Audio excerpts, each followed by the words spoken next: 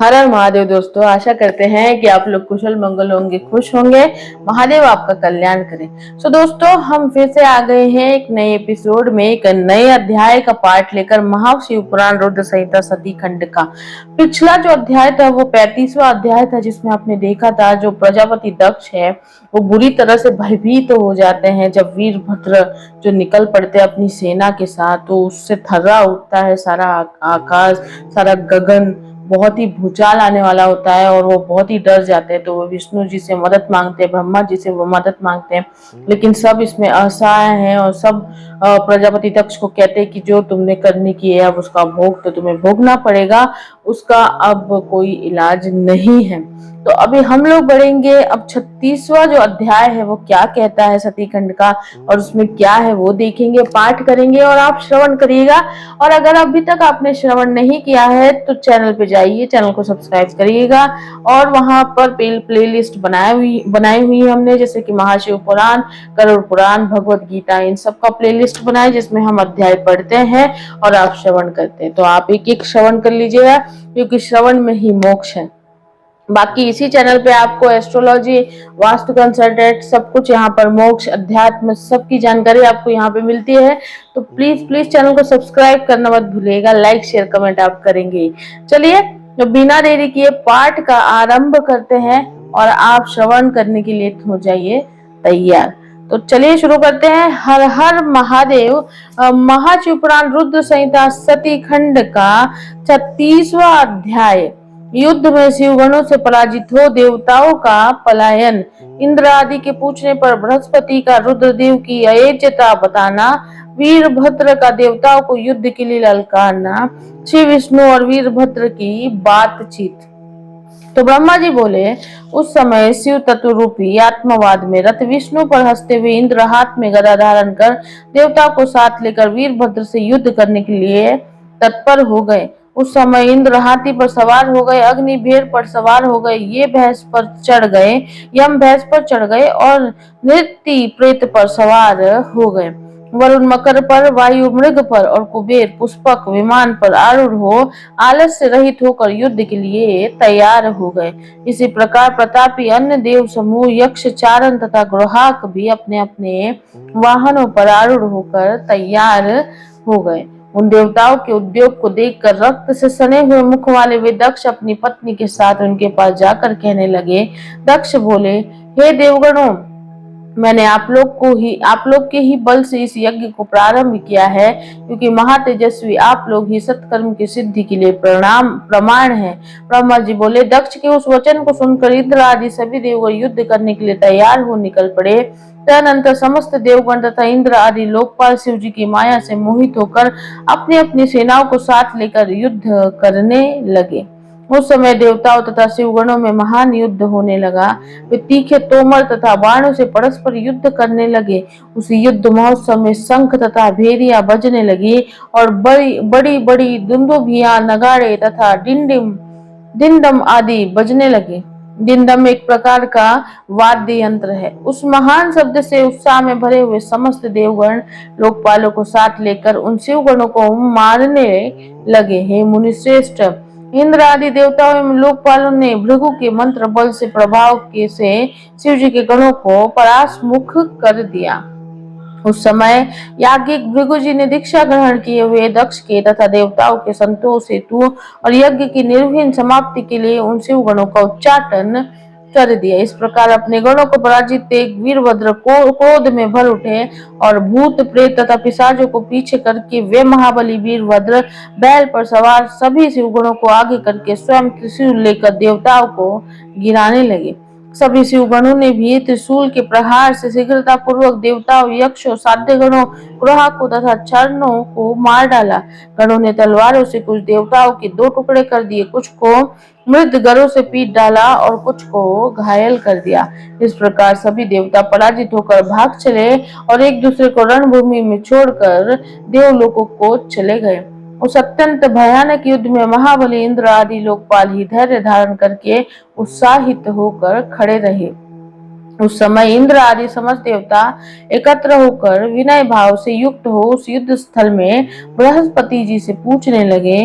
लोकपाल बोले, हे गुरु, हे बृहस्पति, हे तात, हे महाप्राज्ञ, हे दयानिधे, शीघ्र बताइए, हम लोग ये पूछते हैं कि हमारी विजय किस प्रकार होगी। ब्रह्मा जी बोले, उनकी ये बात सुनकर उपायों को जानने वाले बृहस्पति शंभु का स्मरण करके ज्ञान दुर्बल महेंद्र से कहने लगे। बृहस्पति बोले, हे इंद्र, भगवान विष्णु ने पहले जो कहा था वो सब आज घटित हो गया। मैं उसी बात को कह रहा हूँ, सावधानी पूर्वक सुनिए। समस्त कर्मों का फल देने वाले जो कोई ईश्वर है, वे भी अपने कर्ता शिव का भजन करते हैं। वे अपने कर्ता के प्रभु नहीं है। न मंत्र, न औषधिया, न समस्त अभिचारिक कर्म, न लौकिक पुरुष, न कर्म, न वेद, न पूर्व मीमांसा, न उत्तर मीमांसा तथा ना उनकी वेदों से युक्त अन्यायन शास्त्र ही ईश्वर को जानने में समर्थ होते हैं, ऐसा प्राचीन विद्वान कहते हैं। अन्य शरण भक्तों को छोड़कर दूसरे लोग संपूर्ण वेदों का 10,000 बार स्वाध्याय करके भी महेश्वर को भली भांति नहीं जान सकते।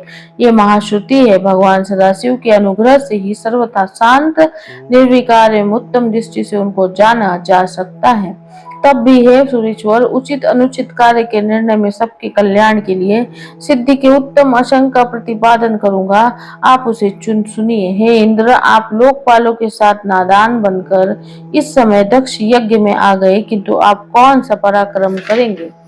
भगवान रुद्र के सहायक ये गण अत्यंत कुपित होकर यज्ञ में विघ्न डालने के लिए आए हैं। ये अवश्य ही उसे करेंगे। मैं ये सत्य सत्य कह रहा हूँ कि इस यज्ञ में विश्व विघ्न निवारक के लिए वस्तुत किसी के भी पास सर्वथा कोई उपाय नहीं है। ब्रह्मा जी बोले, बृहस्पति की इस बात को सुनकर स्वर्ग में रहने वाले इंद्र सहित वे समस्त लोकपाल चिंता में पड़ गए। तब महावीर गणों से घिरे हुए वीरभद्र मन ही मन भगवान शंकर का स्मरण करके उन इंद्र आदि लोकपाल से कहने लगे।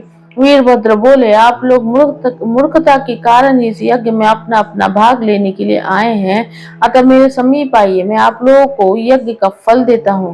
हे शुक्र, हे अग्नि, हे सूर्य, हे चंद्र, हे कुबेर, हे यम, हे वरुण, हे वायु, हे नृत्य, हे शेष, हे बुद्धिमान देव तथा राक्षस गण, आप लोग इधर आइए, मैं आप लोग को तृप्त करने के लिए इसका फल प्रदान करूंगा। ब्रह्मा जी बोले, इस प्रकार कहकर गणों में श्रेष्ठ वीरभद्र ने क्रोध में भरकर तीक्ष्ण बाणों से उन सभी देवताओं को शीघ्र ही घायल कर दिया। उन बाणों से घायल होकर इंद्र आदि वे समस्त सुरेश्वर भागकर 10 दिशाओं में चले गए। लोकपालों के चले जाने पर और देवताओं के भाग जाने पर वीरभद्र गणों के साथ यज्ञशाला के समीप पहुंचे। उस समय वहां उपस्थित समस्त ऋषि अत्यंत भयभीत होकर रमापति श्री हरि से रक्षा की प्रार्थना करने के लिए सहसा विनम्र हो शीघ्र कहने लगे। ऋषिगण बोले, हे देव देव, हे रमानाथ, हे सर्वेश्वर, हे महाप्रभु, दक्ष के यज्ञ की रक्षा कीजिए। आप यज्ञ स्वरूप हैं, इसमें संशय नहीं है। आप ही यज्ञ करने वाले, यज्ञ रूप, यज्ञ के अंग और यज्ञ के रक्षक हैं, अतः यज्ञ की रक्षा कीजिए, रक्षा कीजिए। आप ये अतिरिक्त कोई दूसरा रक्षक नहीं है। ब्रह्मा जी बोले, हे नारद, उन ऋषियों के इस वचन को सुनकर भगवान विष्णु वीरभद्र के साथ युद्ध करने के लिए उद्यत हो गए। महाबली चतुर्भुज भगवान विष्णु हाथों में चक्र आदि आयुध धारण कर समय सावधान होकर देवताओं के साथ यज्ञ मंडप से बाहर निकले। अनेक गणों से समन्वित तथा हाथ में त्रिशूल धारण किए हुए वीरभद्र ने महाप्रभु विष्णु को युद्ध के लिए तैयार देखा। उन्हें देखते ही वीरभद्र टेढ़ी बाहों से युक्त मुखमंडल वाले हो गए, जैसे पापी को देखकर यमराज और हाथी को देखकर सिंह हो जाता है। उस प्रकार से हरि को युद्ध के लिए उद्गत देखकर वीरगणों से घिरे हुए शत्रुनाशक वीरभद्र कुपित होकर शीघ्रता से कहने लगे। वीरभद्र बोले, हे हरे, आपने आज शिव जी के शपथ की अवहेलना क्यों की और आपके मन में घमंड क्यों हो गया है? क्या आपके शिव जी के शपथ का उल्लंघन करने की शक्ति है? आप कौन है? तीनों लोकों में आपका रक्षक कौन है? यहाँ किस लिए आए हैं, इसे हम नहीं जान पा रहे। आप दक्ष के यज्ञ रक्षक क्यों बन गए हैं, इसे बताइए। इस यज्ञ में सती ने जो किया उसे क्या आपने नहीं देखा, और दधीची ने जो कहा उसे क्या आपने नहीं सुना? आप दक्ष के इस यज्ञ में अवदान यज्ञ भाग प्राप्त करने के लिए आए हुए हैं। हे महाबाहो, मैं शीघ्र ही आपको अवदान देता हूँ। हे हरे, मैं त्रिशूल से आपका वक्ष स्थल विदीर्ण करूंगा।